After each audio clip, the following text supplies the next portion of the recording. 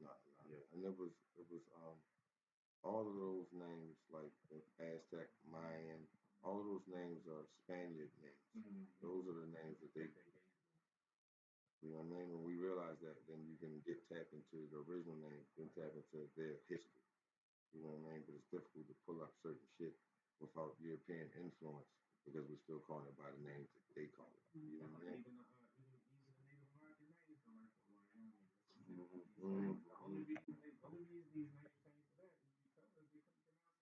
Yeah, Yeah. yeah, yeah, Sound like yeah. that. And they already knew that niggas was here from Africa, from Asia. They already there was already a huge yeah, yeah. So they wanted to control it. Yeah, yeah, yeah, yeah.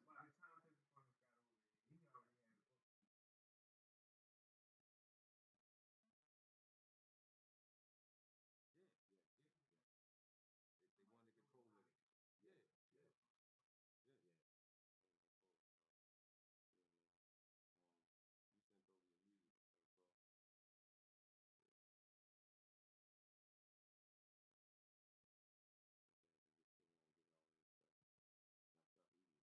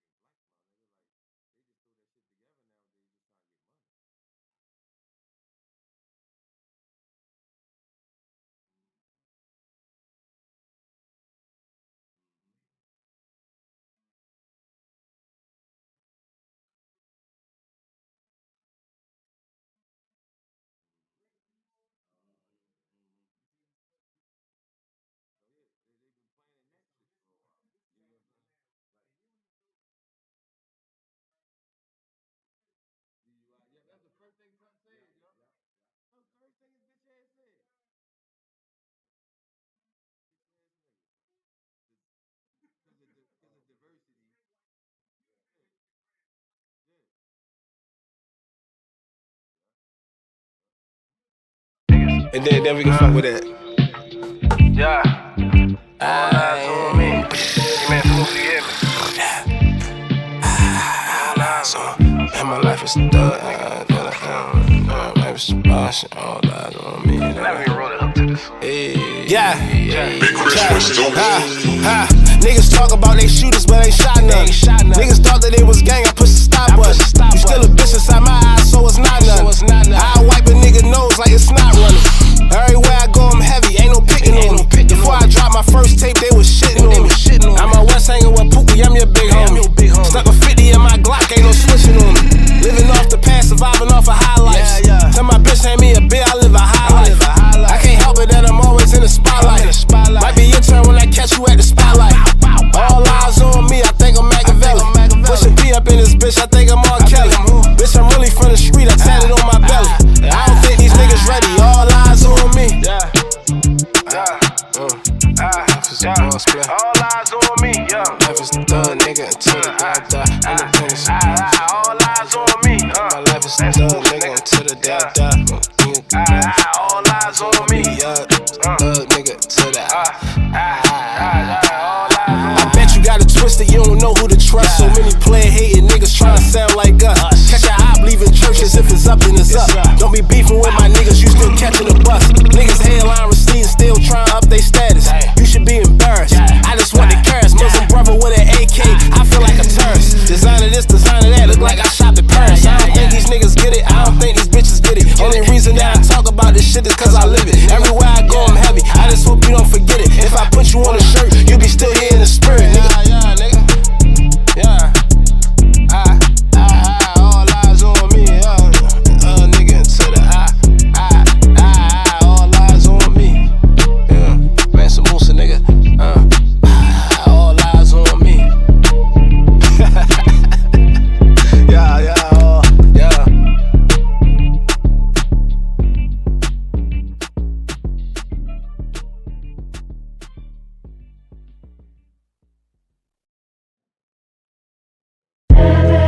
Yeah. Get fast in the shit, I ain't even broke my fast yet. I had nothing to drink at East at 6:30. Chat, Ramadan Mubarak, Bismillah. Tell your homeboy stop rapping and get a job, or come work for a law. We need soldiers at the mosque. I was destined to make it to the top. I'm a star. You look like you getting money, but you not. It's a mirage. Cuz told me he put all his ops in a cigar. But karma will catch up soon. It's never fall. Adina Serato, Mustaqim, I'm never lost. Niggas used to hit licks out the whip. I rap the car. You can't take every shot in the game, so pass the ball. Quit a bullet, now you unstoppable, Randy Moss. The first time I seen success was doing Fosh. I need a brown skin, thick cougar, Nicki Minaj. Or find a wife and let her run the show, Ricky Ricard. I'm a big dog and you starting to tick me off. I ain't do this for the numbers, I ain't do this for the blogs. Just some good aloud to get you through your iftar. I broke bread with the Umar and imams in the mosque. My Muslim brothers know what I'm saying, I'm never lost. The first true religions I ever put on was a thought. Your money coming small and my money coming large. You talking about spending bands, you don't even got a car. Lies spread fast, but the truth will get you far. You look like you getting money, but you not, it's a mirage. I used to pull in purple until I move like a sloth. You can't feel what I'm saying in the song because you soft. I ain't do this for the numbers, I ain't do this for the blog. Just some good aloud to get you through your iftar. Subhanallah.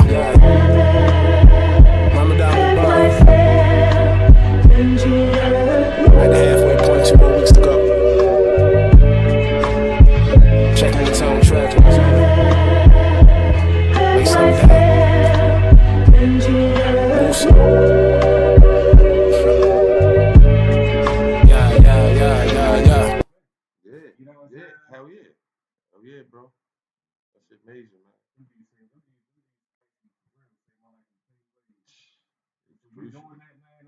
It was crucial. Coach Barnes and Coach Reed just took a gun from me.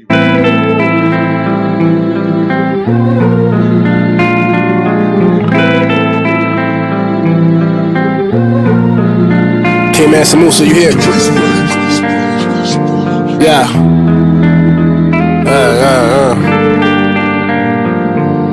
I hate when pretty girls wear I hate when pretty girls wear makeup. I hate when pretty girls wear makeup. I hate when pretty girls wear makeup. I hate when pretty girls wear makeup. I hate when pretty girls try to cover up their beauty. Girl, why you got a mask on? You a cutie. Pretty tall, dark skin, took her to the movies, fell asleep on my shirt, left a stain on my Gucci. I don't understand, cause you woke up so pretty. Went overboard, turned 100 to a 50. Looking like everybody else in the city, trying to look like everybody else in the city. I like the way you look when you be walking around the house. I like the way you look when we be laid up on the couch. You walk around in thongs and I'ma probably eat you out. I always try to catch you before you start to going out, because I hate when pretty girls wear makeup going out. I always want to ask you what the fuck is that about. I hate when pretty girls wear makeup going out. I always want to ask you what the fuck is that about, because I hate when pretty girls wear makeup. I hate when pretty girls wear makeup. I hate when pretty girls wear makeup. I hate when pretty girls wear makeup.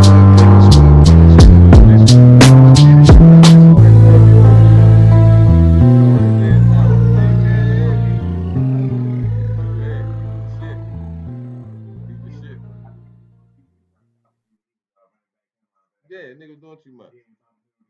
We was laying that wood on his ass. We was sticking niggas. Shit. Yeah. Niggas start, you start looking at shit.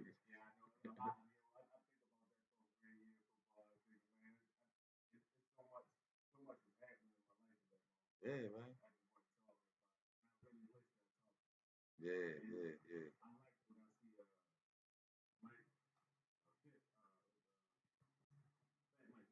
Yeah. Mm-hmm.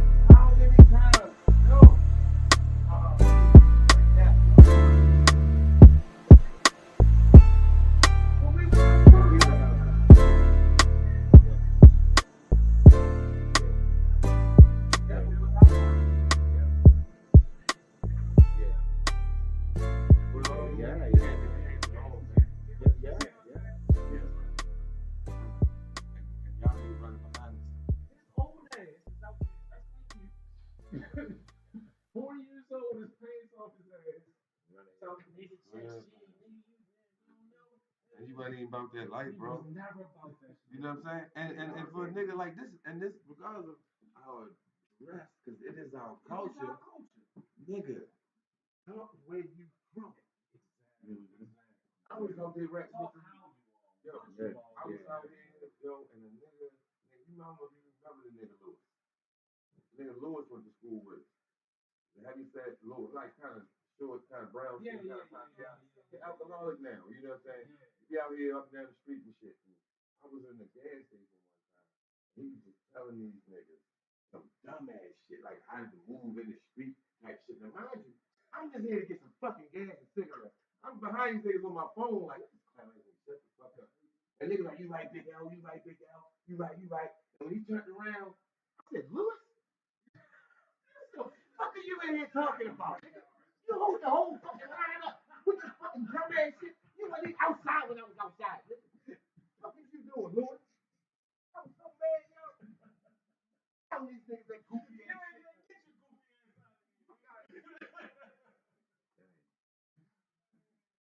I swear, man, in every neighborhood I ever been in, that I ever moved around, that I ever, the guys that was outside, not out there. The guys that was really, you know what I'm saying? A lot of them ain't alive or in jail. Or just like, I'm glad I survived this part of it. I'm done with it.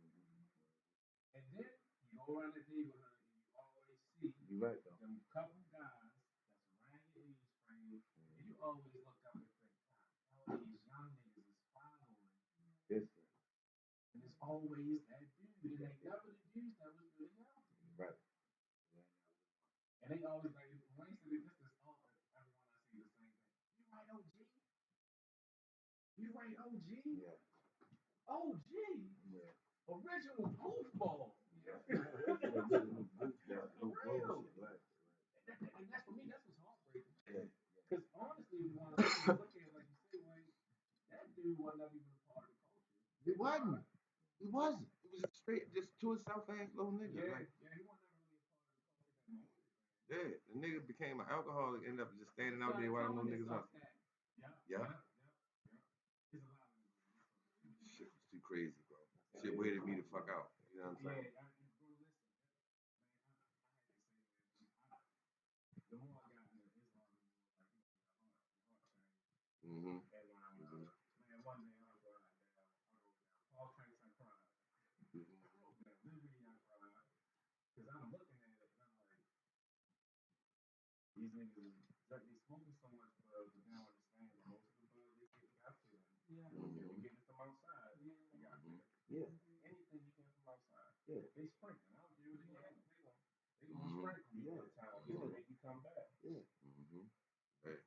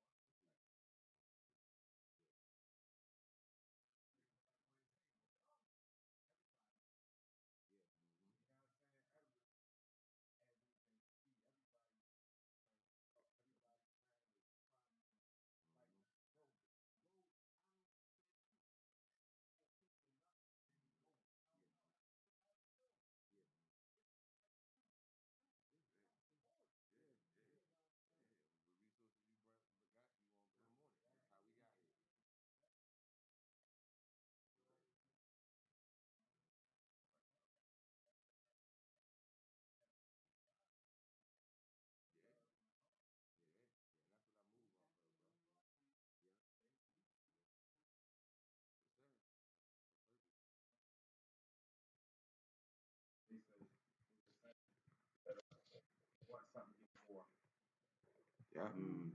Yeah.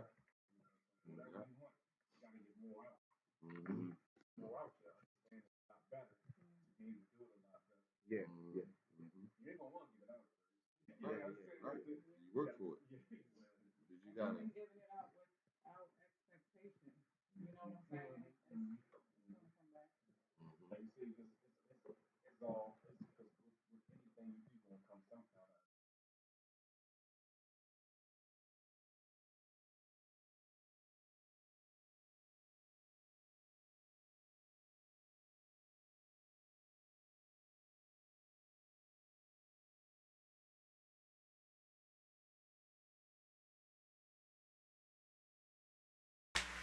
Testing 1 2. Testing 1 2. 1 2. I'm good here. Mic check.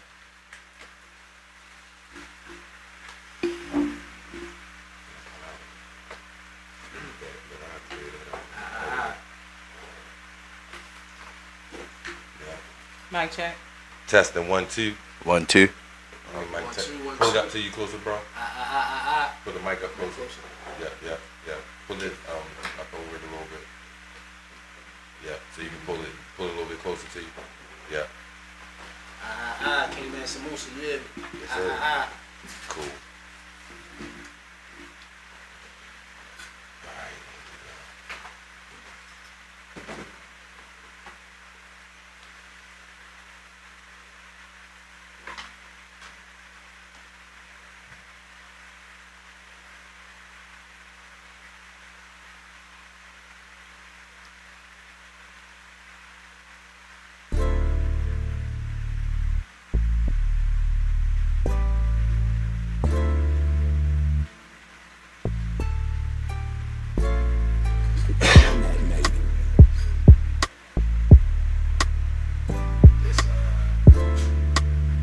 It's a dude named Nomad. I never met him before. I guess he got my stuff off Instagram, so he emailed me beats. I probably got like 500 beats from him. He just sending me beats. What, as a baby? Nah, for years. For real? Yeah. You used some of the beats for some of the songs? I ain't never used it. For real? I feel like if I use this beat, like I'm a pay him. Yeah. Say I did. He don't charge, but it'd be like $50 a beat. So if I do something official, To this day, you still send me beats. yeah, to this day. You must really like what you're doing, bro. For real. Alright, we're counting down. 3, 2, 1. What it do, family? It's your boy. It's your brother. Wanna be more sons? I'm on a post up, and I'm in here with my family. My co-host, my ride or die for life, Sheeta Ride. Hey y'all. My broski from back in the Dizzy always got my back from the ground up, Jib. We out here in the streets. And we got some special guests in the building. These brothers came through for me, man. They come to show that talent and let Baltimore know what they got crack-a-lagging. Right here, one in my bag. I'm gonna let them introduce themselves, and then we gonna go into the questionnaires. Feel me, family? We out here. Put your hands together for the broskies in the building today. Introduce yourself, starting with my man B. What's going on, man? My name Brian. Known Wayne for a while. Pleasure to be here, bro. Who you got with you, broski? I'm King Man Samosa. You know what I'm saying? Happy to be here. Shout out Park Heights. Yeah. That's what I'm talking about. Park Heights in the building. For sure. Speak to me loud and clear, big bro. I'm not hearing your mic that good. Say it again. Mine. Yeah. King Man Samosa. Shout Okay. out Park Heights, real. There we go. Cool, I want to make sure I had you locked in. You know what I mean? Shit, man. So, in my bag, man, is highlighting a lot of the talent that's going around, circulating in the DMV. And my man B hit me up and said, you got that fire, bro. So we wanted to talk to you. We wanted to get you in. We wanted you on deck for the first episodes, first season, actually. You know what I mean? For the In My Bag that's being aired on TMT. You know what I mean? So we want to know more about your musical background, what inspires you, and how do you keep going in a crazy city like Baltimore? Yeah. I've probably been rapping about, 7 years now? My whole life, but taking it seriously for about 7, 8 years now. Mm-hmm. be honest, you know what I'm saying? In the beginning, you know, younger, everybody watching, it's fun. Mm-hmm. Then shit happen and shit gets serious and Yes, sir. you know what I mean? I'm on the part now, I'm just having fun with it, you know what I'm saying? Yeah. I'm doing it for the love and for the art now. Yeah. No, that's great. King Mansa Musa, that's a powerful name. Yeah. Who named you? I named myself really. Okay. Just doing research. Mm-hmm. And when I chose the name, well, okay, I'm a Muslim, right? I didn't know that King Mansa Musa was a Muslim, and you know, I didn't understand the connection with it. But now, you know, it's like a law-given name to me. Like it's just so perfect. Yeah. Especially when you know the history about King Mansa Musa. Yeah. You know what I mean? Right. Yeah, Yes, man. sir. Yeah, man. So also, like, you know, the beat that was playing on the intro, you were speaking on that during the intro. You let the audience know a little bit more about that with the brother you was talking about. Yeah, the brother named Nomad. Okay. You know what I'm saying? He found me on Instagram, you know. We chopped it up a couple times, you know, sending me beats consistently. He consistently hard worker, so if you come across him, yeah, buy something from him. Shout out to Nomad. Yes, sir. Big shout out to the broski for seeing the talent. You know what I mean? Coming through for you. You know what I'm saying? Any other artists, or any other producers that you work with coming out of the DMV? Not right now. I used to have producers, you know, stuff like that, but stuff happened. Yeah. Tone did a couple of jumps. Oh, you got Tone Track. That's my engineer, really. He do beats for real. I rap on a couple of his beats. You said Tone? Tone tracks. Tone Tracks. Tone do what's the brother that Blackwell? Remember Joseph Black? What's his name? Blackwell. Blackwell. Oh yeah, I do remember that name. Yeah. Joseph Blackwell. What's his name? Black. Yeah. Inkwell. He got a he's studio with Tone, the engineer over there. So one day Joseph he walked in there. I'm like, yo. And you already know I ain't seen him in years. So that was But Tone and them, they on one. Yeah. Yeah, nah, I mean, Commercials, they do a lot. What they doing like commercials and stuff. Right? Yeah. They be doing stuff for the mayor, all that. Yeah. They out. that's They do their thing. Yeah, that's great. Brother, I was listening to your album. I really like it. Appreciate it, bro. I want to know, what's your direction for your music? Like, what's your message you trying to push through your music? Right now, I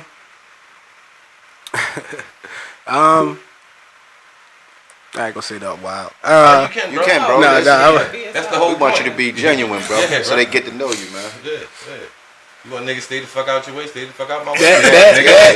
Exactly. And not even that aggressive. Like, you know, I'm a laid back type of guy, so I got laid back music. You know, Okay.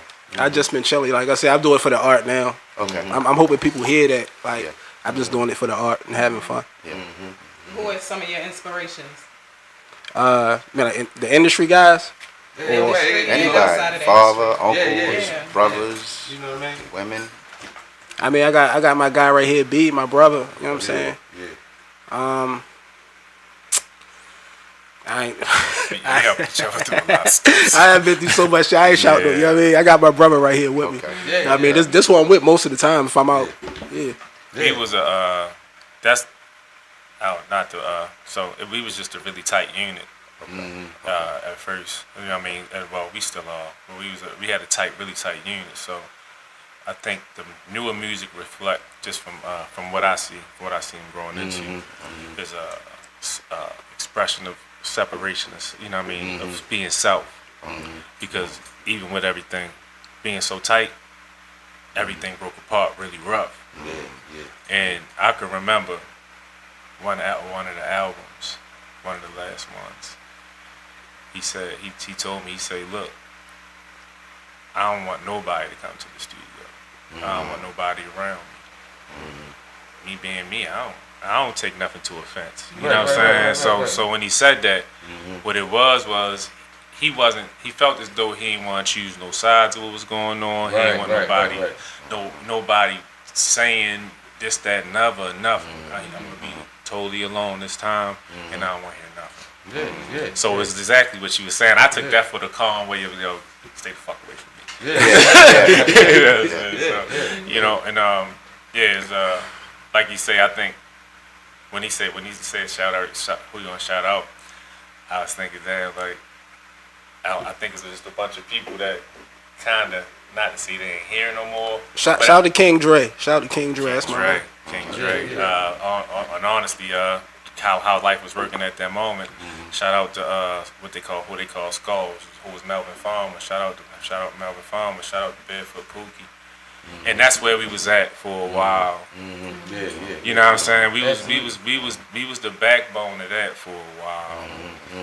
And we still was, community based. Yeah. You know what I'm saying? We still was doing everything. We was very righteous, but it was very strategic.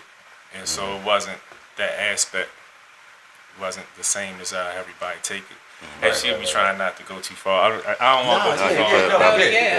And that's very important, because not everyone knows how to separate themselves. And just like you say, you didn't take things personal, but there are some people that do. And how do you cope with that? Yeah. Say it again. She said, "How do you cope with that?" With people that take it personal. Yeah. It used to get to me. I used to try to keep this side away from this side, and but now it's like whatever, yo. Like I'm my own man. Like you want to be around, you can be around. If not, don't be around. Right. And the thing is, you really can't stop people from reacting how they want to react to. And I think that's what also became a problem I think for anybody, once you get to it. Once you realize people gonna be who they are, it's like I can't do nothing about this anyway. Yeah. And you really just gotta be who you are, and to just put your foot down. Like I said, like he put his foot down. Was like, don't nobody come around, man. Yeah.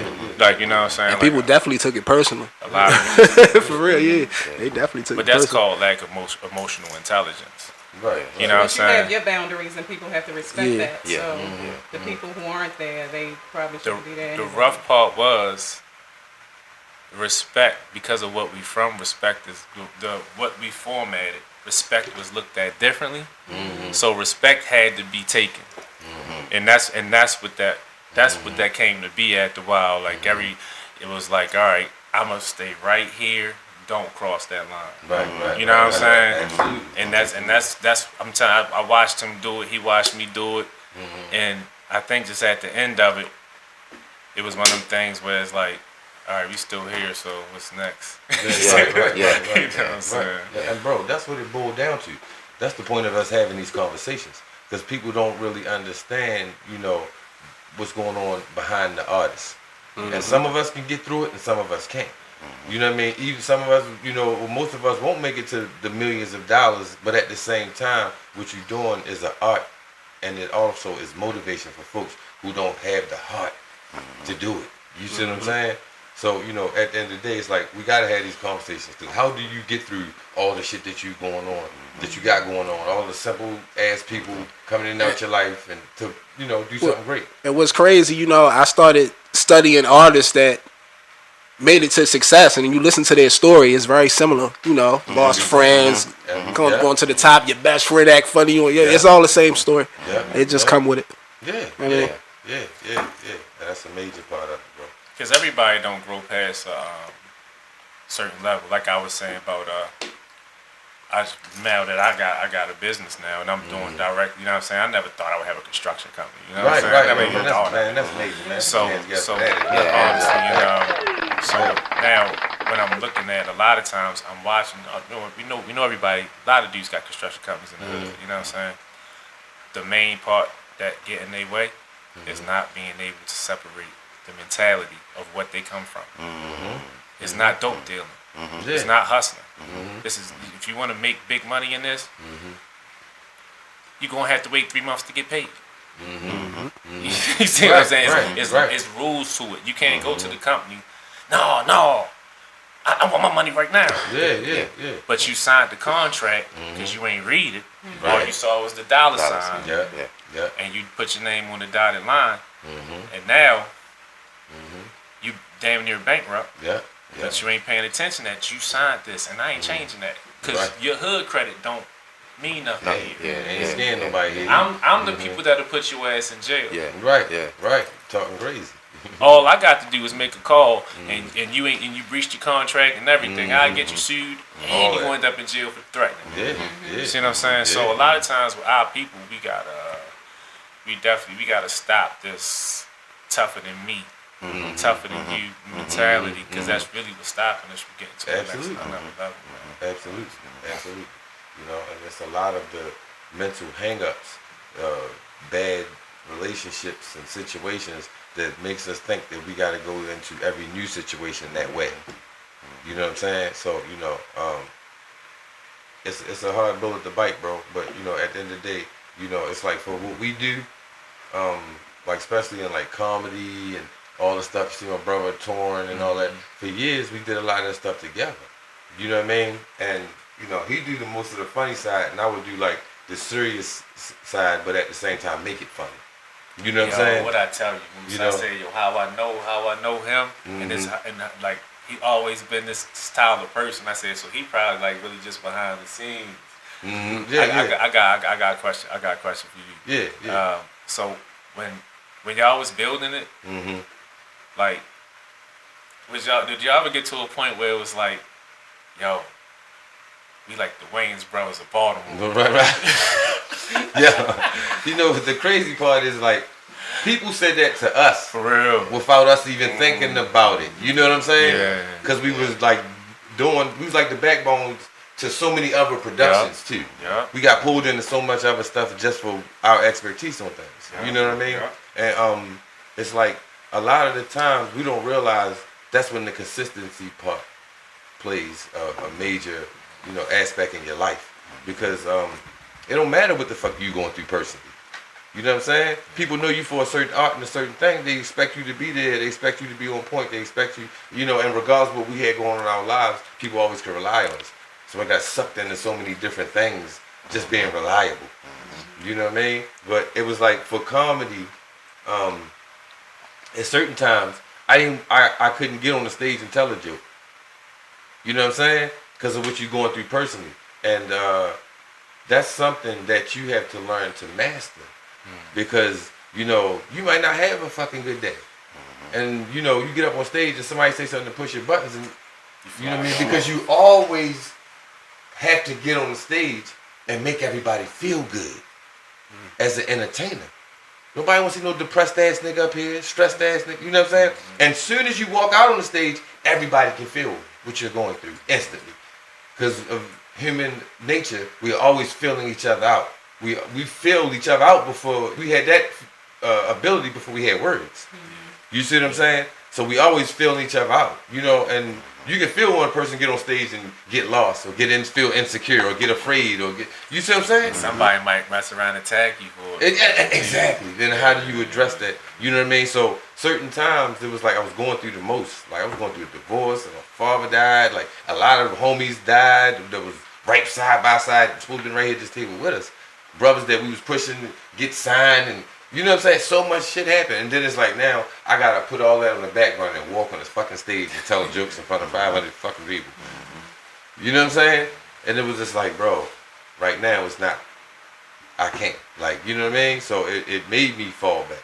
And had to build up all of this other departments that we were missing. Yeah. You know what I'm saying? Because if not, we would always be in somebody else's studio. Yeah. You know what I mean? If not, we always on somebody else's stage. We got our own stage out back now, bro. Yeah. You know what I'm saying? So this upcoming summer, we plan on bringing big names in that brothers like him can come up and open for. That's the point of doing this.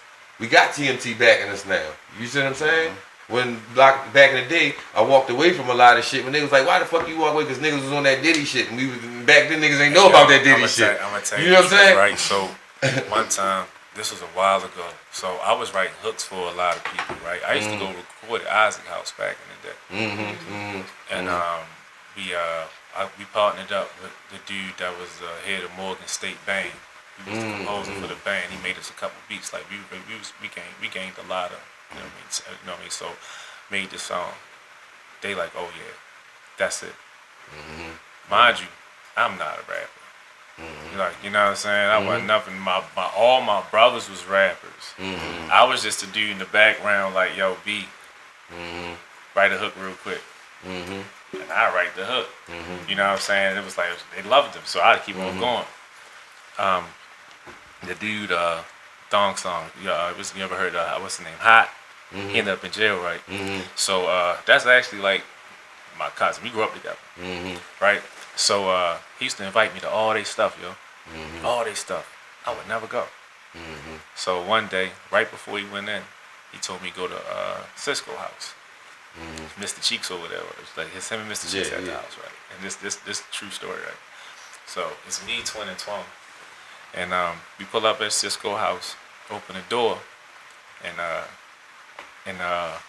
do you come to the door? He like, you know, he's a little, you know, a little flamboyant. Yeah.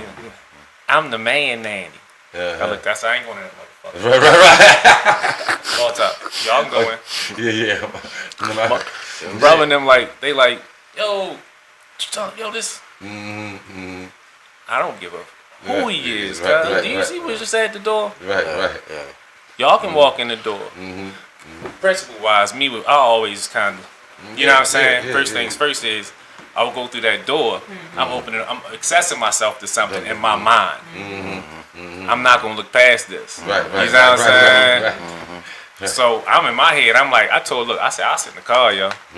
They like, yo, what you doing? I don't care, bro. I'm not going in there. Right. Why is Mr. Cheeks and Cisco in the same place? So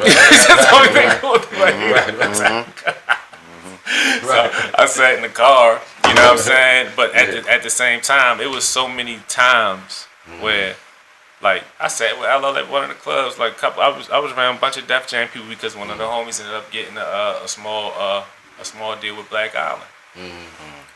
And I could not. I was kind of like what you explaining. Like I could not get out the way, bro. Yeah.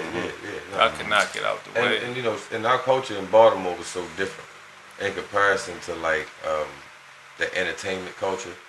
So like you already know, like I did a lot of stuff super early, being plugged in with my family, and you know what I mean. And being backstage to a lot of those shows, it really freaked me out. You know what I mean. And I realized I wasn't prepared. But as you get older, you realize it's that culture of entertainment. You know what I mean? And every type of person is in it.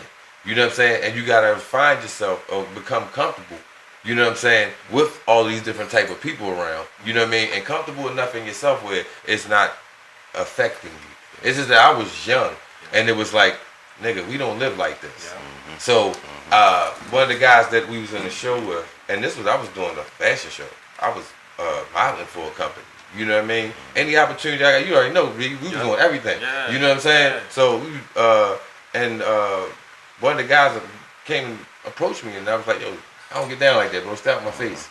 You know what I'm saying? And dude kept pressing up on me. So then when I beat him, you know what I mean? It looks like you're the person that's the bad guy. That's their culture. It's so normalized in their situation, and that's man. what, you know what I mean? And, you know, when I got into radio, so the host that we worked with, Patrick Henderson, you know what I mean? Rest in peace to the big bro. You know what I mean? He was the guy that helped get Comp his deal with Def Jam and all that. Okay. Real solid dude. Gay man. You know what I'm saying? We ended up doing a radio show with him lasted almost 10 years. It was fucking #1. Like, you know what I mean? Talk radio.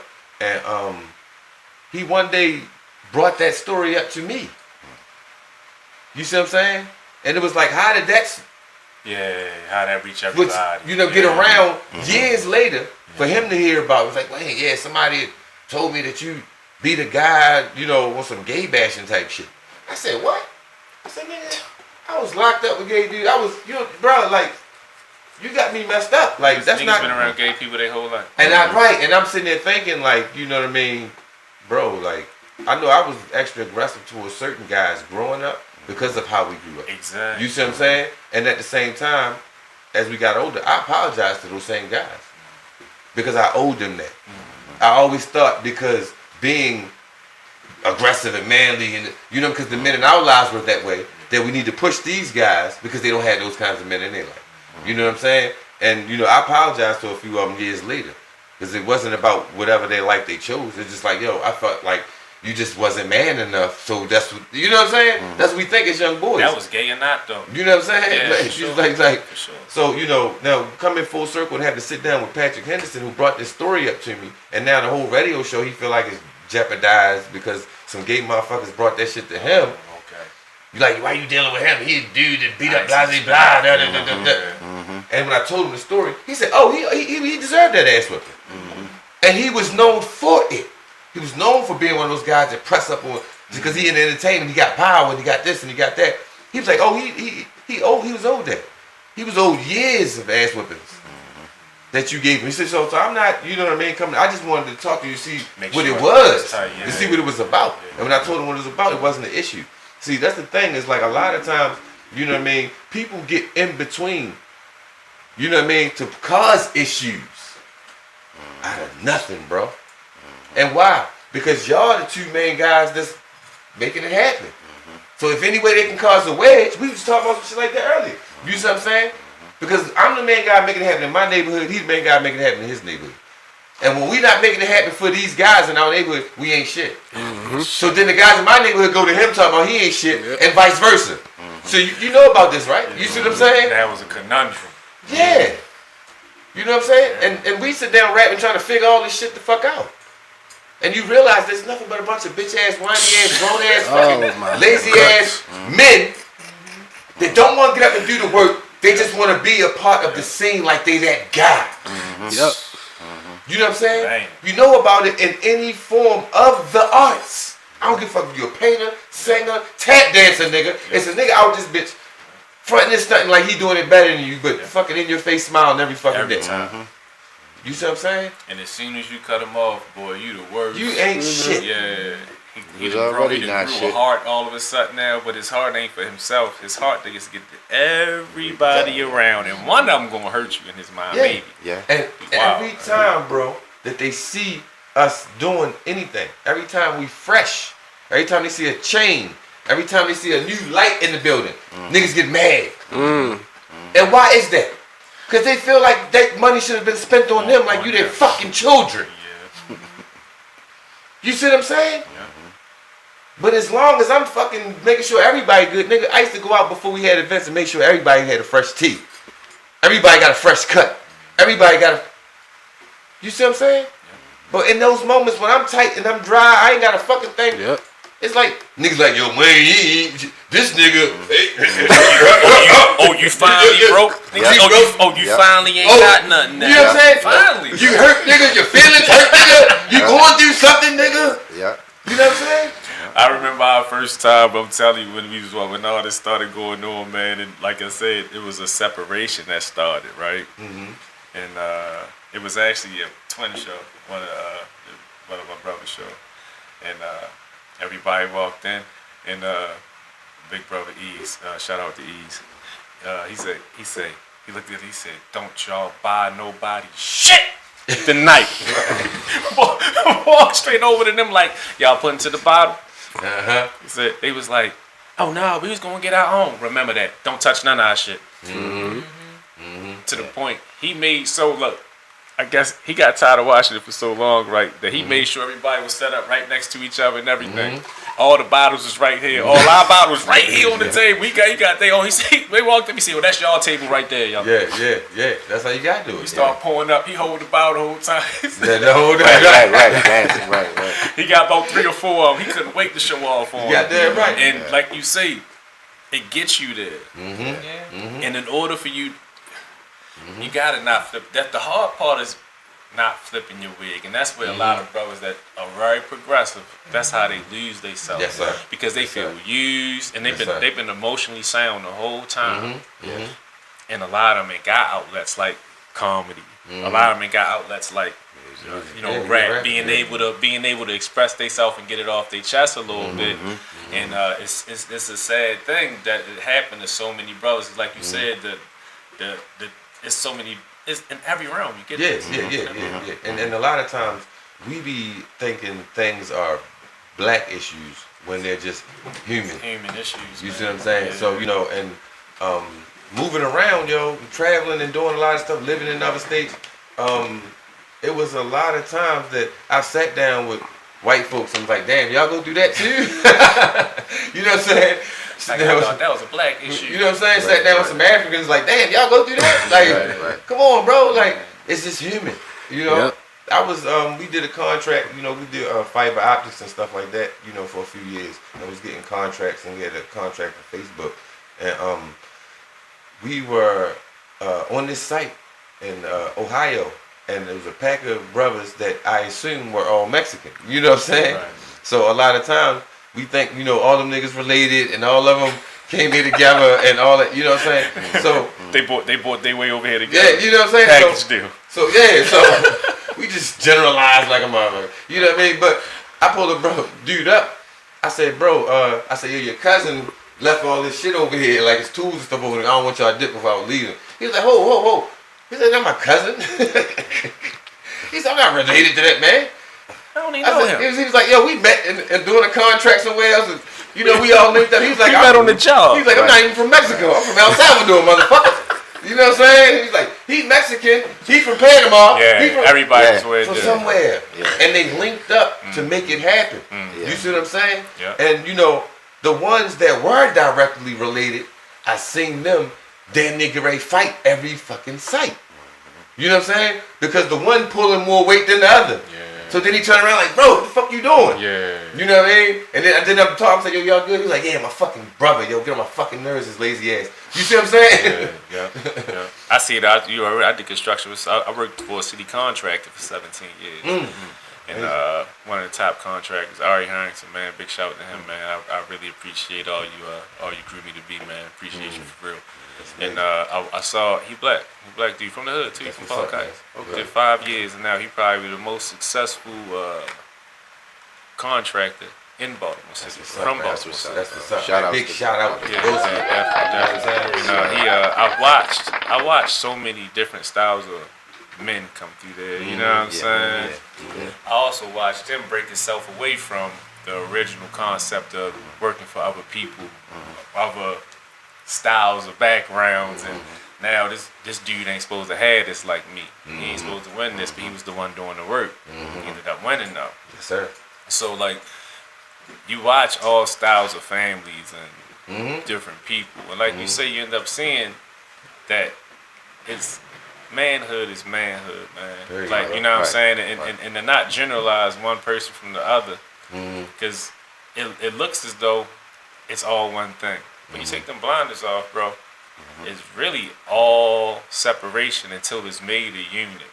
Even in the families, because them Spanish boys, like you say, the only thing they really do is like, yo, come on with me. Yeah. But if they see you, they don't care who you are. Yeah. You see what I'm saying? They really don't. And we do this thing, like you say, with our people, where it's like, oh, them Spanish boys ain't gonna help me. You ain't even ask them, cuz. Yeah. Right. Yeah. Right. Yeah. You know what I'm saying? Oh, that white boy here, guy there, he don't care about black people. You ain't even speak to him. You don't have no clue. You probably got a black wife. You have no clue. You may have a black father. You may have a black uncle. You never know. You know what I'm saying? Right. We come across those situations so many times, and as I got older, I learned to not prejudge. Like, it was a white woman that gave us all this furniture. She gave us $500,000 worth of furniture. Oh, I got blue leather chairs downstairs. Big shout to her. You know what I'm saying? Shout out to Vector Works. You see what I'm saying? Yeah. She seen what we was doing in the community, told her we was redeveloping this space, and she was like, what you need? Gave us all the big screens. Gave us, you see what I'm saying? Yeah. You know, these tables came from their corporate office. Vector Works. She said, pack them up. That's why I remember hearing when Nip was thinking of coming to Baltimore City to start a non-profit. This is one of the first cities he was going to start when he started doing the schools. So he bought the one in Silicon Valley and Cali.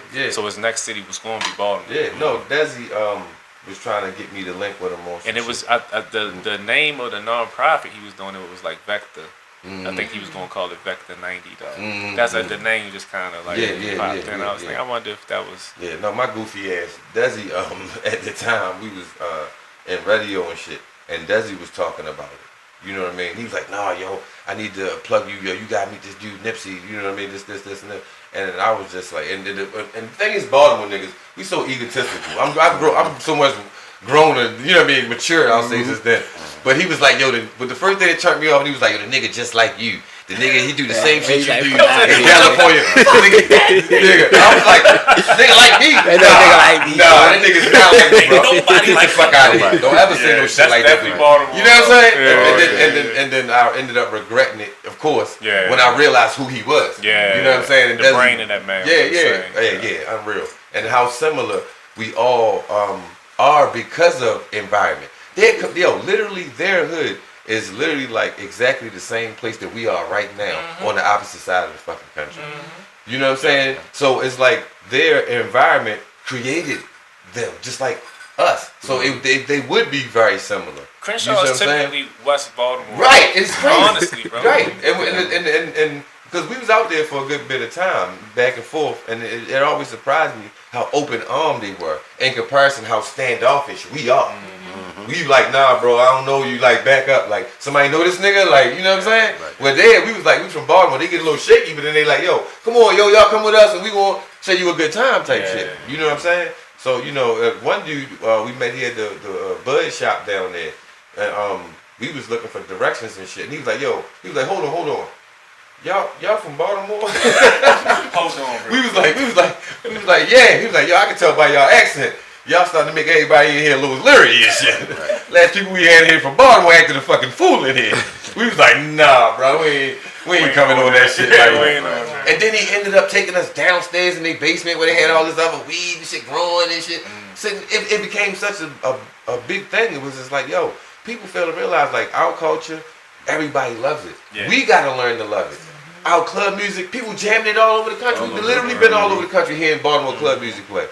But no person from Baltimore is pushing it. Yep. You got Jersey niggas and Philly niggas, and you see what I'm saying? They SpongeBob until this day. You see what I'm saying?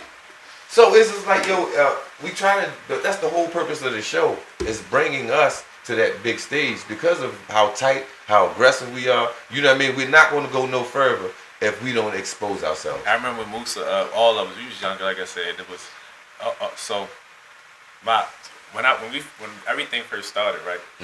What we did was me and Twin made a mixtape called "Fuck BPD," and we was still doing our thing or whatever. So we was using the mixtape to be able to just like stand places and be like, yo, we got this. Yeah, right. And then you tell them where to come, you know what I'm saying? So you buy something, we give you the CD with it. Right. Marketing. You know, back then we ain't really, the internet, we couldn't afford AOL. Right. And it wasn't even that big anyway, you know what I mean? So, we doing this, right? So he was battle rapping. Like he had the persona of a battle rapper. His lyrics, and he was young. We was younger, so I think he was around, like, he was still in high school. He was like 16. We was young too, though. And he would go to the battle raps, right? And then niggas get to battling. Your mama this. Yeah, your father that. That's why I couldn't. Your daughter ain't your daughter. Work out. Right. You not about to sit my face. daughter. So, and look, after like the third battle, right? Probably that third time we went to a battle, right? We already knew what was happening because after a while we was like, all of us already said, yo, that shit ain't for us. If you like it, yo, go ahead. Right. By the third time, he was like, yo, check this out, yo. Cuz don't talk about me or my mama, yo. Right. He ended up telling people, yo, if I come, yo, we can't talk about each other type thing. But that's supposedly the culture of that. Right. Have you noticed that Baltimore battle rap is probably just having a name now? Just having a name. Battle rap been around for a long time now. Yeah, you're right. Because battle rap in Baltimore used to kill niggas. It did. They would die at the battle raps every time. Every time. It never failed, bro. Never failed. Yeah, yo, so, you know, and it became more of a thing of you just doing your music and I'm going to do mine. You know what I'm saying? You perform your song, I'm going to perform my song. Because it's that aggressive here. It's that violent here. You know, and that was one of the main things. Like, I was never like a freestyler guy. I was always a writer. So, and it was because my brothers always pushed me, you know what I mean, to rap. Because we had words. Right. They was like, yo, give me another word just for to say this word because I don't keep saying the same damn word type shit. Help me to rap. You know what I mean? Certain things. And he really was the one that like really pushed me to rap. So I never really like got into freestyling because I couldn't just think of a whole bunch of slick ass shit off the top of my head. I was too fucking hard of a thinker for some shit. Like, so I always looked at that as a specific gift to be able to do something like that. And so many brothers that got it don't realize how blessed they are, how much that gift you can wire into so many other things. You see what I'm saying? With that ability, bro. So you remember seeing Los, Will Weiss, and I know I used to get into him too, but you know Los went to Falls Park for a minute. Yeah. King Los. He went to the park. And they be him and Will Weiss was they freestyle their lives away in that cafeteria sometimes. Everybody just sitting there listening. They damn near on top of the table by that time, wasn't they? I remember them days. Yeah, niggas putting out albums on the freestyle tip. Will Weiss used to put out, remember Will Weiss used to put out albums though? Weiss used to tape, bro. Burn the tapes. There was a lot of brothers that had that shit back early, man. You know what I mean? What was that dude? Yeah, he was. Still is, man. He still is. Shout out to the bros. No, but I follow him. He still. That's why I told myself, if I ever make an album, yo, he gonna be on it. We owe this shit. I don't care. We gonna be like Benny. Right. As long as you alive, it's people your age, bro. Sure. You know what I'm saying? We talked about this last show. Music timeless, man. Yeah, a 65-year-old woman came out a year ago and made a gold album that went gold. 65-year-old white woman. In country, I you know think what I'm saying? Like country, that kind of did like he was like 80-something, 70-something. That's what I'm saying. He was like, older. Yeah. Just made an album. He won a Grammy. I think he was like Grammy nominated. This is the thing. We don't circulate enough. Yeah. We gotta take our music to this open mic spot here, to that one on the other side of the country, to that one over here. That's what we fall short. That's the main reason that you see any artist from Baltimore, especially came from out here. You know what I'm saying? Jess, my brother, like Condwani, Fidel, like any of those brothers that came through our platform, I was always telling them, go. You need to leave here, you need to travel, you need to expose yourself. Big Fred, just saw him last night. Shout out to Big Fred. He was at performed at Dudley event last night. You know what I'm saying? Seeing this brother all over the country now. You know what I'm saying? And the thing is like you got it, bro. You just gotta get the fuck out of here. I mean, and honestly, I think that was with anything, because even in our round, we was traveling, man. We was everywhere. Like half the dudes that we was around that really taught us the game in a different manner or accepted the game we was on was dudes from somewhere else, and their names were so big and within the round that it was like, y'all know who? Dudes ain't even believers. You know what I'm saying? Like it was like, nah, Ice Cube just mentioned yo on TV. Right. Like that's Barefoot Pookie want me on this documentary. Like what? Yeah. He went to go see Barefoot Pookie. Like 2 years before. 2 years before he passed, and he loved everything about us, man. I mean, him sound on the phone so many times, and I just like, so when it comes to that culture, and it was a gang culture, you know what I'm saying? He the one that looked at it was like, I like what y'all doing. He like, man, I love everything about y'all, and let's do this. I see y'all got a format, y'all got a platform already. How about add this to it too a little bit? Right. And what he was doing, he just kind of critiqued it, and he made us seen nationally. Right. You know what I'm saying? That exposure. And even within being that culture, we already was unit. You know what I'm saying? But we learned something different about the culture as a whole. And just, it was a lot of teaching. We talked, man. I ended up talking to brothers from Death Row regularly. You know what I'm saying? And it was just so many things to learn from them that we bypass here in Baltimore. Because just to be totally honest with you, what Baltimore think gang life is, or gang culture is, or gang banging is, it ain't that. We're far from it. Right. It ain't it at all. No, not at all. You know what I'm saying? And I guess what happened was we were so already just a certain kind of way. That and we was already a team of people that what they was doing ain't affect us anyway. We ain't care. Right. So much that we ended up kind of like critiquing the format of gang. You know what I'm saying? I was so far gone in one time. I remember seeing Wayne one time. You remember seeing me at the I think she was at the chicken box spot one time. I think we was on Dopefield or something like that. You was coming from the spot on Dopefield where the Arab boys be selling the bags at, and they got the. I saw you one time walking out there, right? And I'll never forget these situations because it been times where I probably was just sitting somewhere in the cell thinking, "Damn, you was stupid." And I saw you and I was like, you said something to me. I was like, "Yo, what's up?" Yeah, I'm like, "You ain't with nobody. You don't bang nothing." Oh, all right, man. I thought you would do it. You know what I'm saying? Type of thing. You know what I'm saying? Mind you, yeah, I'm brain gone. You know what I'm saying? So I can know how it is to have to remove a mentality from yourself. Yes, sir. You know what I'm saying? Yeah. And that's it. The situations that happen in high school with me, that ain't removed until 30. You know what I'm saying? And so to step out of realms and start moving around out of this city fully, not just be in the shadows and thinking you ain't on the scene, but really removing yourself and seeing other places and how people really are from this little town, it'll change your mind. It'll change your life, man. Change everything. You know what I mean? Because, you know, a lot of times, like, our biggest issues wasn't us. It was always people jealous of you, of what you got, what you look like, what this, that. And then we call ourselves defending ourselves because that's the way of handling it here. And at the same time, you probably could have handled it differently. But then I think back a lot of times with how Baltimore is, we probably wouldn't be sitting here if we ain't handled it the way we did, just because of how this place is designed. You already know, B. How many niggas we even got into it with over women? We ain't Bro, even like listen, this, man. Listen, like, bro. on, I don't even. And then how Baltimore. Look, this is fuck. I'm gonna have to just talk like it, right? Because in Baltimore, when it boiled down to that, the only thing respected when nigga, you fucking my bitch, fuck you in her. That's the only way to get the nigga to leave you alone.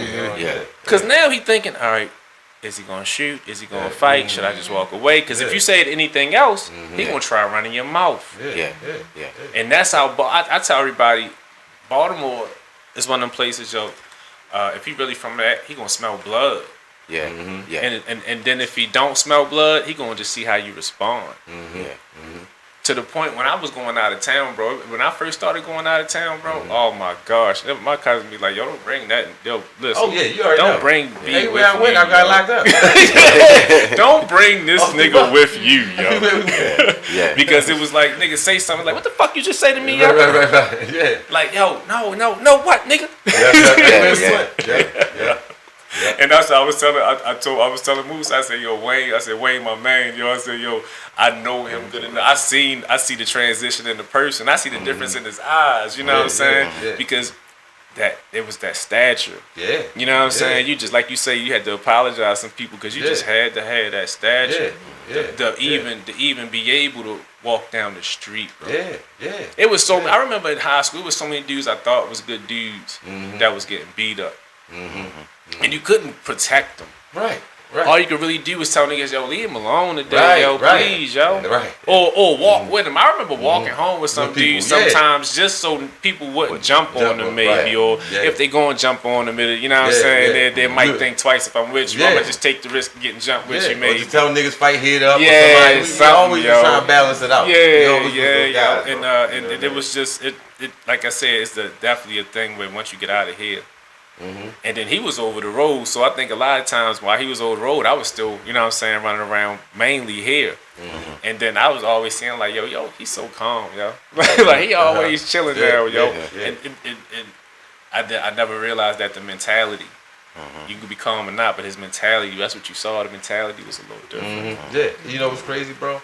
Is that just in recent years, I started to realize how everybody saw me. Me too. I just realized. I never saw how. I just realized it too. You see what I'm saying? Yo, heartbreaking. It was heartbreaking. Because some people, you know, were hard on because you cared the most. When some of them looked at it like you was bullying them.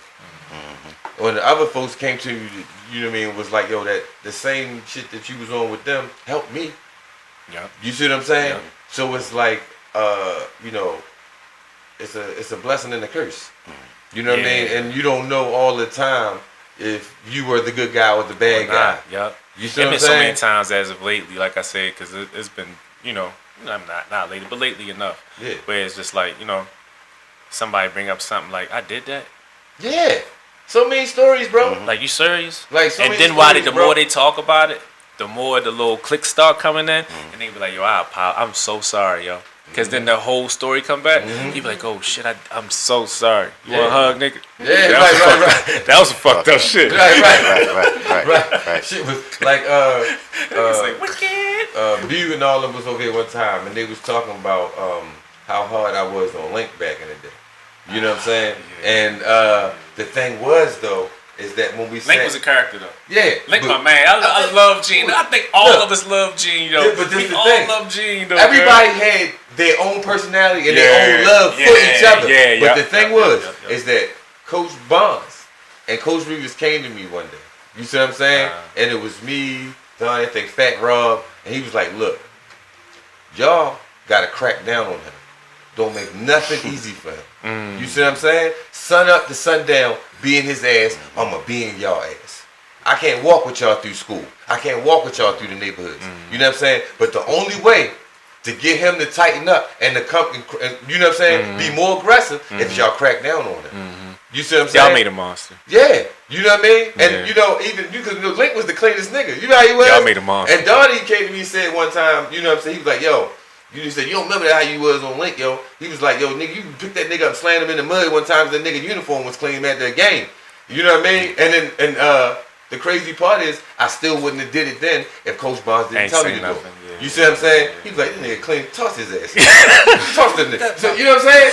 And then years later, when you hear everybody's perspective, not knowing the backstory to all of these things, you always come out as the bad guy. But you like, know what? I remember remember Link always had this persona where he gonna put himself in that place. He gonna get it regardless. He gonna put himself. You know, since high school, he always was the center of the something in that day, cuz. You know what I'm saying? So like you say, when Coach Barnes told y'all to do that, all y'all did was toughen him up and get him ready for everything else. And then the crazy part is like a lot of us, you know, dude was like, bro, think about how we all had to live after that. If you wasn't like that, would he have survived all the shit that he went through after that? Bullshit. I'm telling you, that's why I say y'all made a monster. Like and all he of a great us, nigga, man. you know what I'm saying? Yeah, you know what I mean. And, you know, and at the end of the day, I see what he's doing for the business. I see what he's doing for this community, and it's like all that you go through to survive this city, yo. If you don't turn into that kind of guy, you was never real from the jump. Yeah. You see what I'm saying? Because you know for a fact, you know what I mean, what it was for us. Yeah. What are you doing out here projecting anything else to the next generation? If you can't fucking make it that much easier for, like you see the outlet I've had, you hit me, bro. I got my guy. I'm coming through. Yeah. We here. Yeah. What kind of we ain't nigga talking. Yeah. Come on, bro. Yeah. What kind of nigga you ain't doing that for your people around you? You know what I'm saying? Damn shit. We ain't seen each other down there since high school. Yeah, bro. Yeah, man. One time in between. Yeah, and the crazy part, I saw the joint. I had to look at the picture a couple times. I was like, is that big? You know what I'm saying? I ain't drunk and high no right. Niggas don't know. Niggas is like, yo, niggas was out there, bro. I was drinking and smoking every morning since fucking 13. Yeah, walking on. You know what? I never knew. Everybody thought this was about me, right? Everybody always thought I was from Gwinnett. I never knew that. I just found this out a year ago. You ain't from Gwinnett, nigga? Fuck no, I never lived around Gwinnett. Right. My grandmother lived on Gwinnett, but you know what it was? The bar. That bar and that hustling, that drug dealing. Because remember, we was down on Gwinnett and Rogers, and I was down there, bro. But I didn't. By the time they said it, I realized shit. I was selling crack since I was 9. Yeah. Niggas been outside. I was outside since I was 9. I had a dirt bike at 10. Like nigga, I'm delivering rocks on a dirt bike, huh? Yeah. All because the older cousin. The older ones, that's how it be. You see what I'm saying? I ain't realizing how knee deep a nigga is because this was every day for me. This was life. It was life. So I'm walking to school drunk, high as a kite. Yeah. Money in your pocket. Nigga, I remember, I ain't gonna say your name. I remember this nigga exposed me one day because ain't nobody know.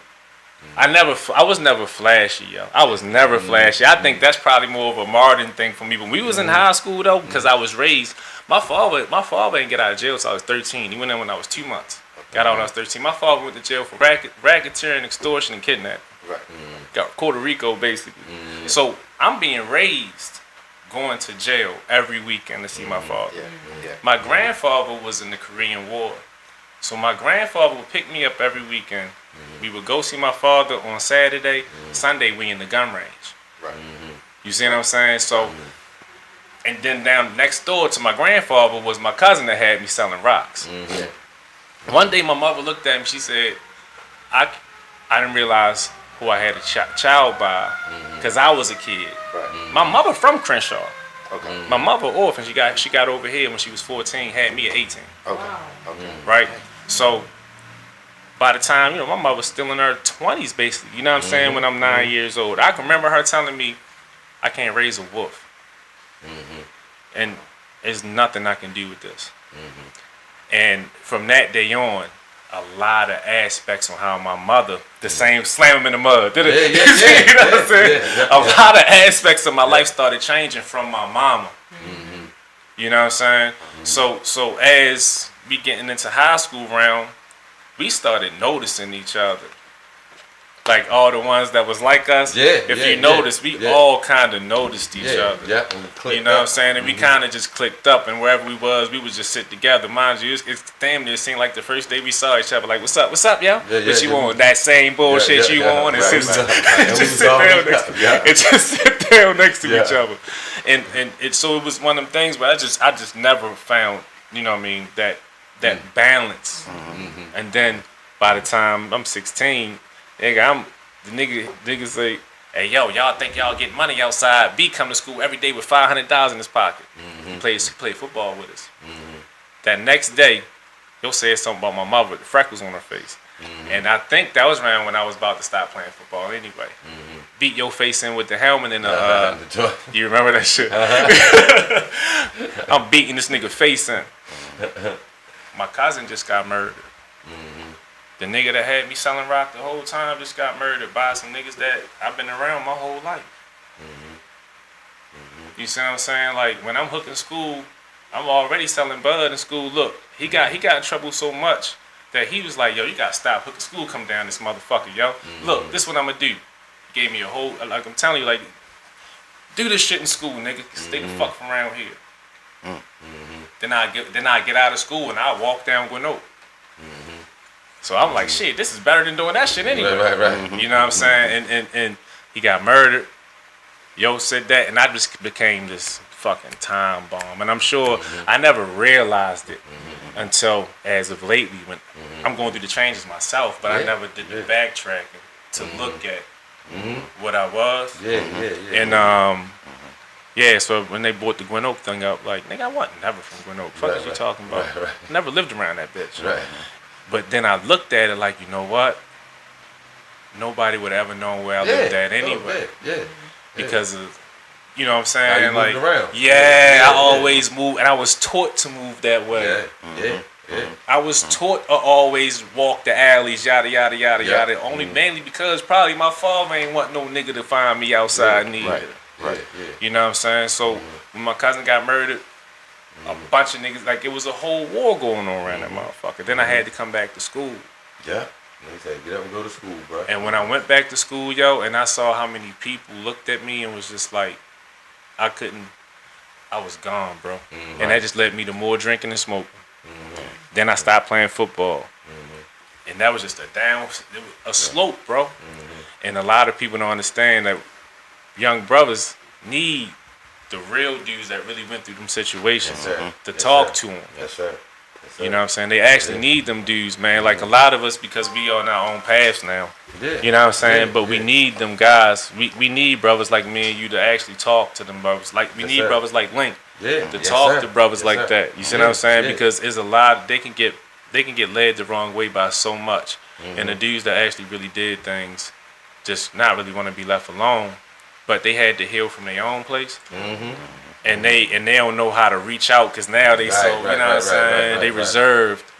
But like you say, is a thing where roughing up, you know what I'm saying, I think it's a thing for it's got to be a man out here. It's man culture. You know what I'm saying, male driven culture, and a lot of the issues today stem from us not having that. You're not having enough of it. We were always on each other. You know what I mean? Right. So, you know, this was a phenomenal conversation, bro. You know what I mean? A lot of folks will get a lot of insight out of it. You know what I mean? Because outside of all of this ups and downs, bro, still out here dropping some music.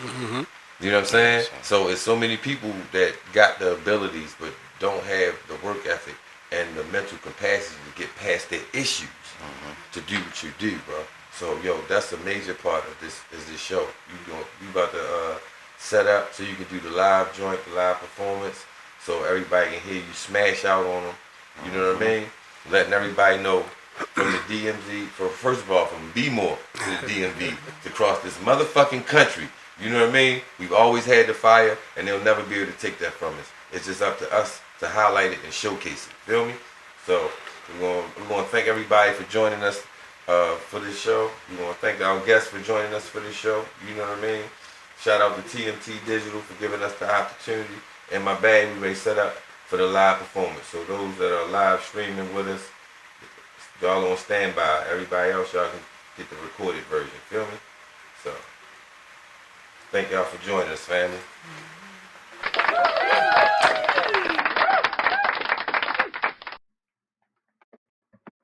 Bro, you gotta come back, bro. Yeah. You gotta come back too, man. You got a story, man.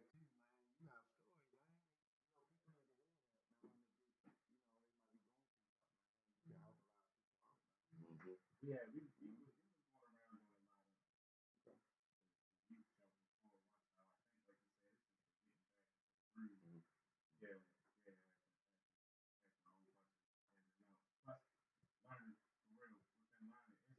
we do a lot of learning stuff if you follow it properly. You know what I'm saying? So like you want to make sure that wording is everything. How you word things, and you know what I mean? Because that's definitely a major part.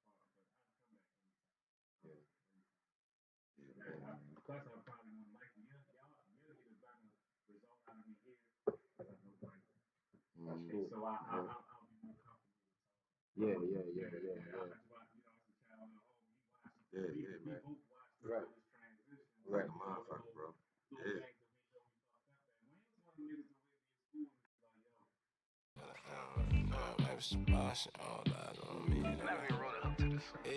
Yeah. Niggas talk about they shooters, but ain't shot none. Niggas thought that it was gang, I push the stop button. You still a bitch inside my eyes, so it's not none. I wipe a nigga nose like it's not running. Everywhere I go, I'm heavy, ain't no picking on me. Before I dropped my first tape, they was shitting on me. I'm a West hanging with Pookie, I'm your big homie. Stuck a 50 in my Glock, ain't no switching on me. Living off the past, surviving off of high life. Tell my bitch, hand me a beer, I live a high life. I can't help it that I'm always in the spotlight. Might be your turn when I catch you at the spotlight. All eyes on me, I think I'm Machiavelli. Pushing P up in this bitch, I think I'm on Kelly. Bitch, I'm really from the street, I tatted on my belly. I don't think these niggas ready, all eyes on me. All eyes on me, yeah. If it's the thug nigga, to the all eyes on me, my life is the thug nigga, to the all eyes on me, thug nigga, to the I bet you got it twisted, you don't know who to trust. So many playin' hating niggas tryna sound like us. Catch a op, leaving churches if it's up, then it's up. Don't be beefing with my niggas, you still catching the bus. Niggas headline receipts, still trying up their status. You should be embarrassed. I just want the carrots, Muslim brother with an AK. I feel like a terrorist. Designer this, designer that, look like I shopped at Paris. I don't think these niggas get it, I don't think these bitches get it.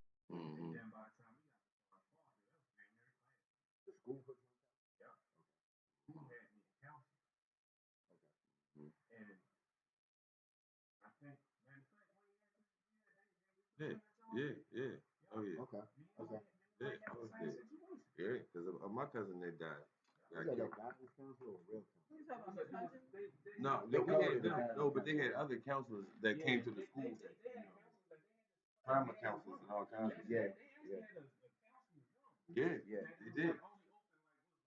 Twice a week. Yeah. I think it was Tuesday and Thursday. Yeah. You had to do it, 30 minutes.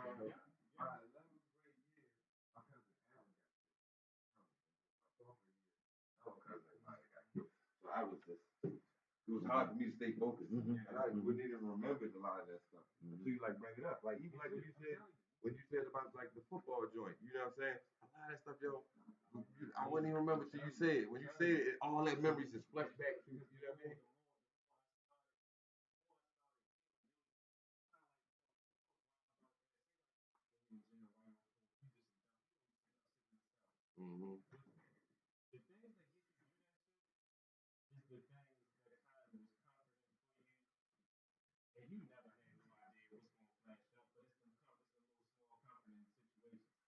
Sometimes because I had nobody, it would be niggas like Wayne. Right. You see what I'm saying? Right. Like I don't know where the shit comes from, and it just came up. Right. And it was like just Wayne Yeah, we just crack a joke for a moment. Right. Let's geek out for a moment. That's right. Right. Yeah. So a lot of times, like you say, like seeing them going in the council, there wasn't many niggas that had the council. Yeah. It was a lot, bro. That's important. A lot of people are scared and they think something's wrong with them, then they do it. But look how well-rounded y'all are. Yeah. I don't think we took advantage of how we probably should have. But it was just one of the things where the school, I don't know why they gave us this, but the school was like, hey, look, these niggas, Right. you know what I mean? Yeah. Because outside of school, we were still going through a lot, and folks didn't know. And the people that did was like, yo, you step in. There's too much these little niggas going through. These fucking kids. Like, how the fuck they going through this shit like this? Like, and mind you, look, my mama worked at the school. oh, Right. My mama worked at the school. Right, she did. Miss Hawkins. My mama worked at the school. Yes. Oh, wow. I ain't live with my mama. By the time we got in high school, yo, my mama couldn't. She was like, No, she couldn't Raise the book. yeah, Yeah. you know. Yeah. Nigga, I was half the time. Nigga, I was outside. Like I was damn near living on the streets. Yeah. So like it's with me is I go hustle. For some reason, I just had enough gut in me to go to ROTC every morning around 6 o'clock. But for me, it was like okay, you know what I'm saying? It's when the rock stars out. Yeah. So I'm walking down the street 5:30 in the morning. I'm walking all the way down to Winnow, Yeah. then walk back up and hit the ball at the ball, and that's it. Yeah. So by the time I get to school, I got 300 in my pocket. Yeah, and then leave the nigga drunk. I might saw Wayne walk. Yeah. You see what I'm saying? So I'm like, we might catch each other on the back street. Yeah. You know what I'm saying? Y'all on the main street, niggas all Nigga on the back street. Yo, what? Yeah. Y'all got one right here, man. I'm rolling up. Yeah. Extra 2 blocks. Yeah. Going up there. Yeah.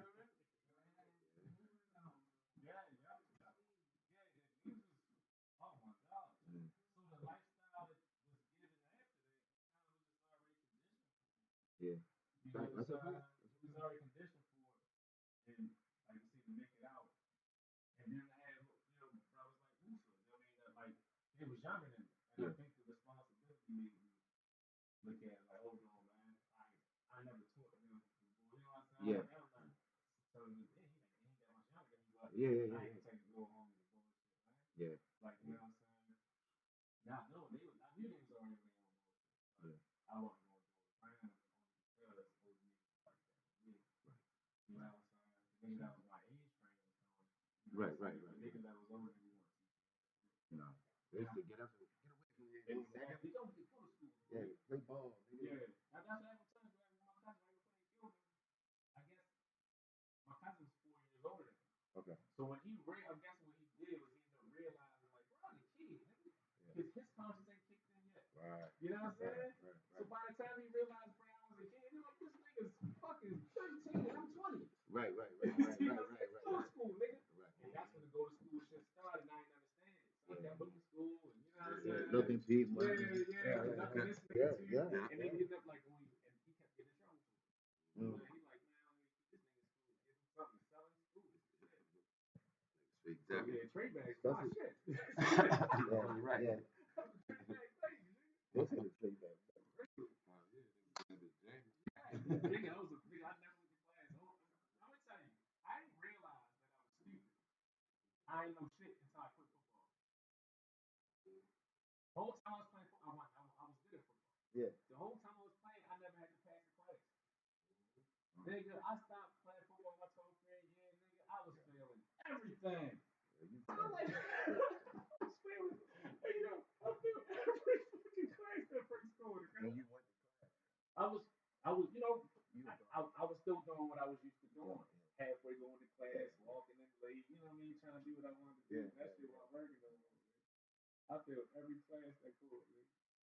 What the fuck going on? Yeah. You're stupid. You would never pass in the class.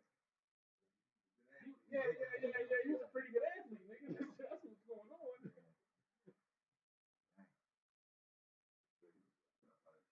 Yep. Nah, Wayne, man, I'm glad to be here, man.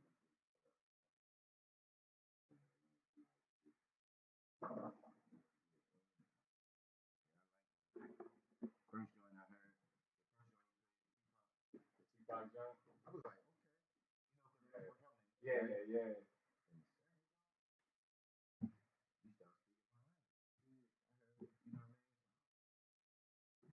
Yeah. And you got something.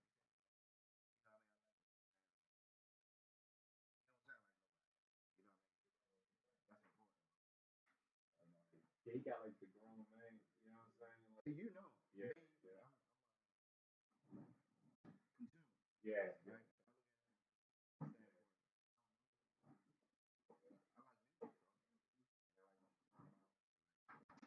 You can modern day relate to it, like right now. Yeah. Yeah, he got a good catalog. Yeah.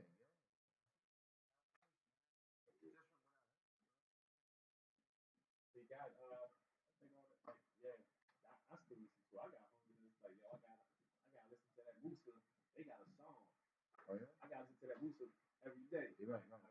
Yeah, it's album. He got an album called Blue Devil, right? Okay. Yo, for real. Yeah. Yeah. Oh no, not Blue Devil.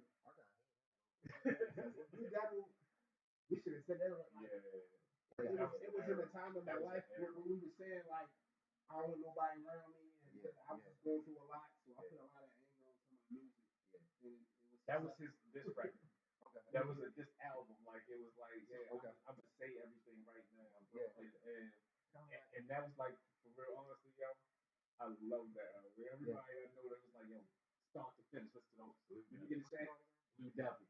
Blue Devil. It's on everything. Okay. It's on iTunes. Okay. Spotify, iTunes. It's on. Yeah. Okay. It's on Tidal. It's on everything. Oh no, he getting residuals for sure. You know what I'm saying? Like, yeah, he get. I'm sure he getting a nice little. Yeah, residuals can probably pay his rent here and there. I be looking at my streams like, I got like a nice little DC following. I don't be in DC. I'm like, how am I? But I do got OG out there. He said he put people in. That's how that should be, yo. Good folks, man. Yeah, that Blue Devil album, Michael. Hey, bro, listen.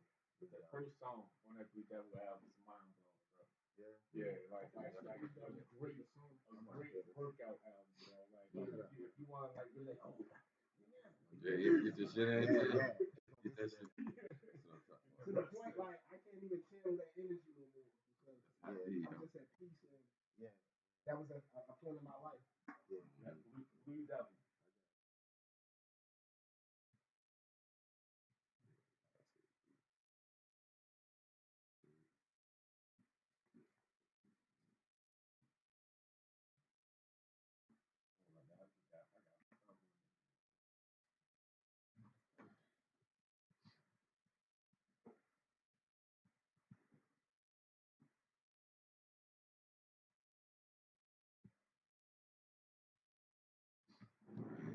You just your mic, don't you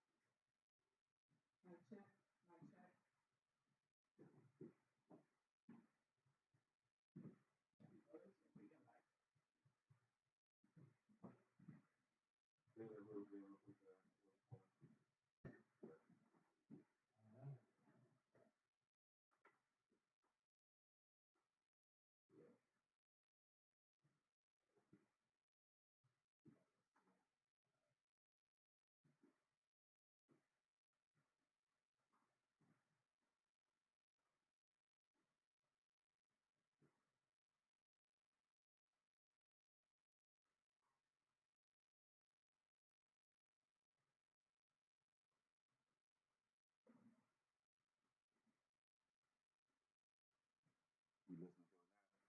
I'm trying to find it. Second, I'm telling you.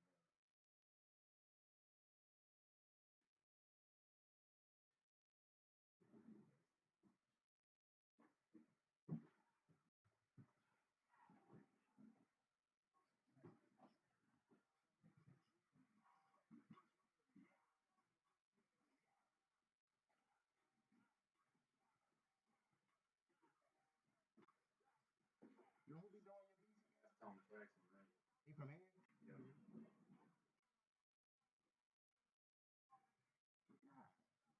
Yeah, that you can feel it. Yeah, kind of like I related when he was saying it, like with the color, like Yeah. Music and comedy got this strange, like middle point. Yeah. When I listen to comedy, I listen to comedy like. I want to hear the comedian come out saying jokes, and then his last joke relates to that first joke. So I like it. Yeah, yeah. How long ago was this? 20, 21. I got my tag. So, all right, good.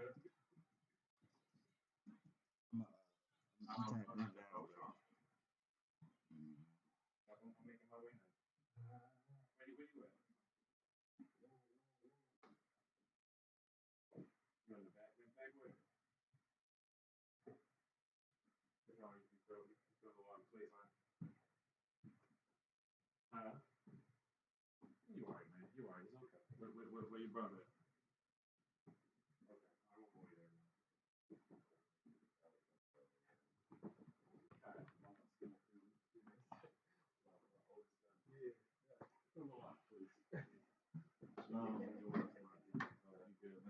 Nice to meet you, brother. See you again, bro. See you again. Yep. 443.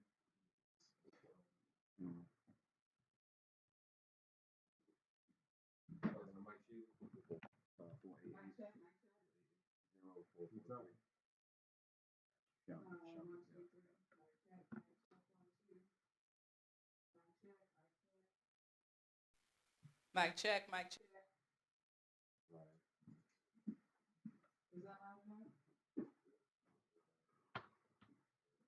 Shoot me a text.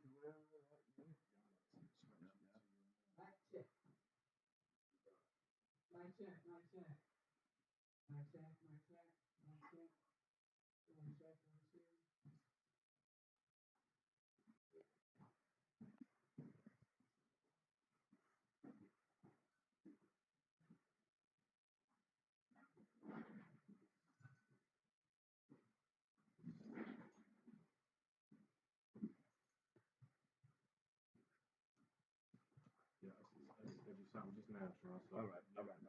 You good, man? All right. No, we gonna talk.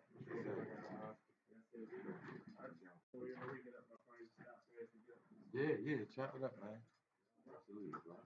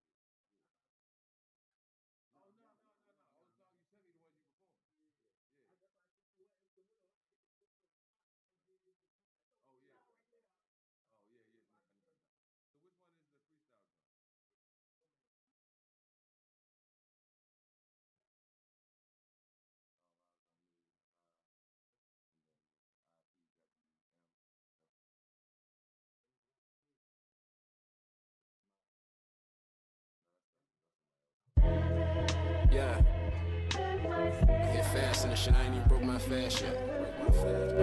I hand on the drink at East at 6:30. Chat, Ramadan Mubarak, Bismillah Lahar. Tell your homeboy stop rapping and get a job. Or come work for Allah, we need soldiers at the mosque. Yeah.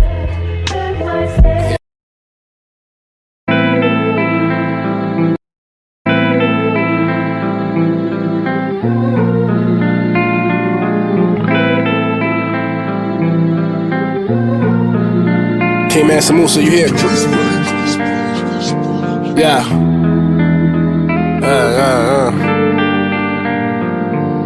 I hate when pretty.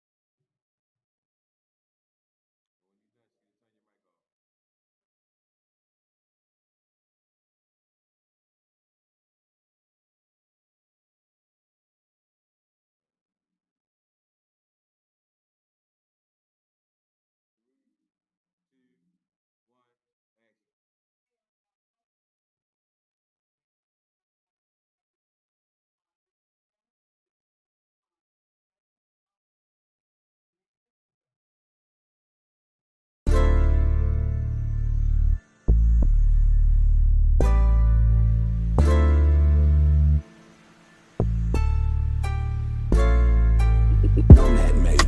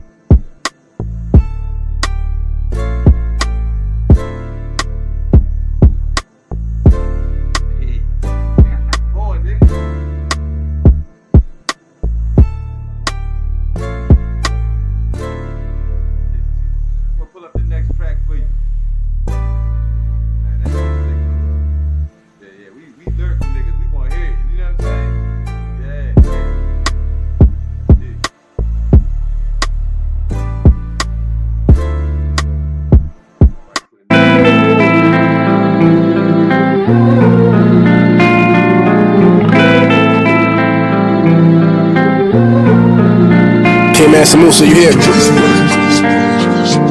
Yeah.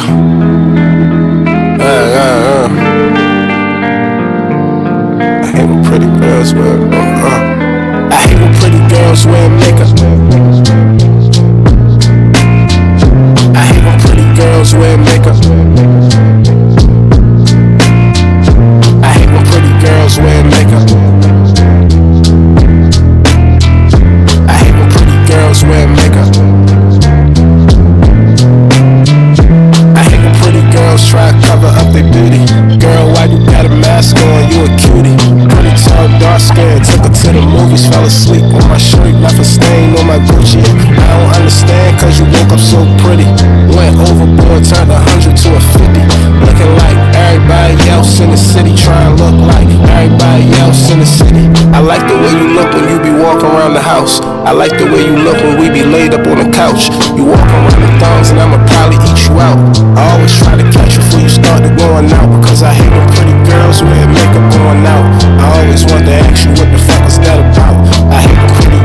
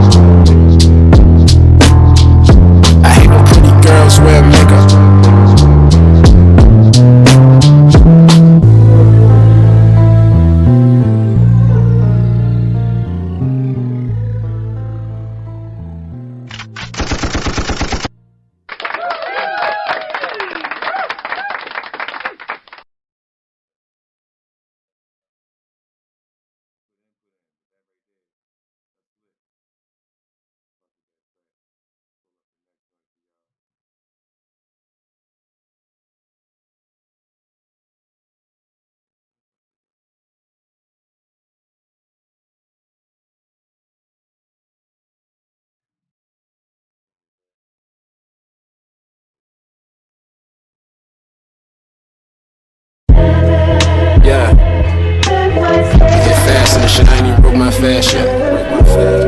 I hand on the drink at East at 6:30. Chat, Ramadan Mubarak. Bismillah.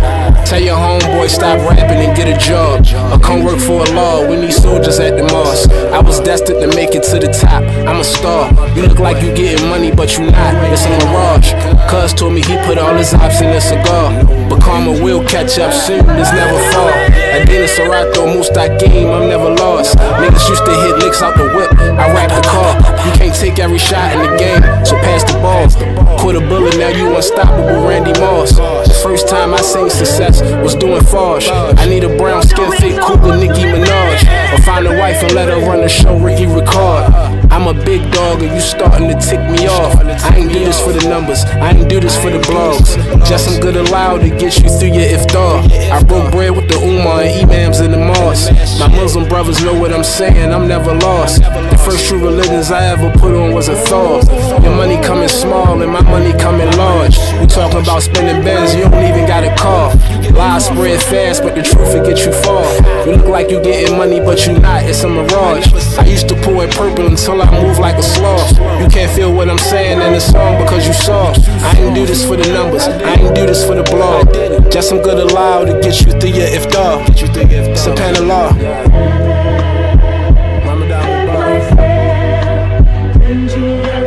At the halfway point, 2 more weeks to go. Checking the tone track. Lay something down. Musa. Yeah.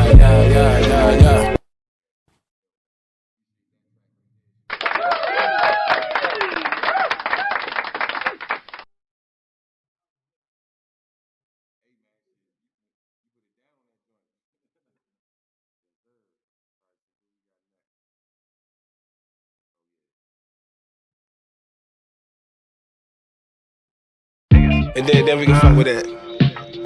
Yeah. All eyes on me. You man supposed to hear me. All eyes on me. And my life is done. My life is splash. All eyes on me. I never even wrote a hook to this song. Yeah. Niggas talk about they shooters, but ain't shot none. Niggas thought that it was gang, I pushed the stop button. Still a bitch inside my eyes, so it's not none. I wipe a nigga nose like it's not running.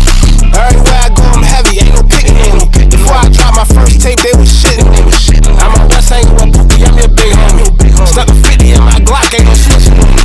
Living off the past, surviving off of high life. Tell my bitch hand me a bill, I live a high life. I can't help it that I'm always in the spotlight. Might be your turn when I catch you at the spotlight. All eyes on me, I think I'm Machiavelli. Push a P up in this bitch, I think I'm R. Kelly. Bitch, I'm really from the street, I tatted on my belly. I don't think these niggas ready, all eyes on me.